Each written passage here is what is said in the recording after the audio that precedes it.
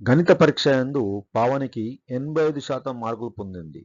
పరీక్ష 80 మార్కులకు ఇవ్వబడిన పావనికి వచ్చిన మార్కులను కనుగొనుము.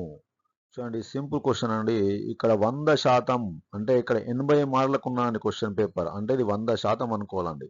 80 మార్కులకు ఉన్నది అది 100% అనుకోవాలండి. కానీ పావనికి వచ్చిన మార్కులు ఎన్నండి?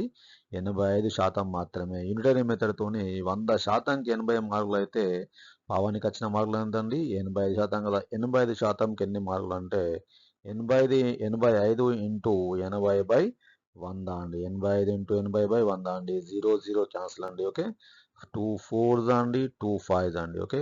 5 1s ఇక్కడ 5 1s 3 ఉంటుంది కదండి. 5 7s 35 అండి. 17 4s ఎంత అండి? 68 అండి. So first option is the correct answer. నచ్చితే లైక్ చేయండి, సబ్స్క్రైబ్ చేయండి, షేర్ చేయండి. ఓకే. Thank you.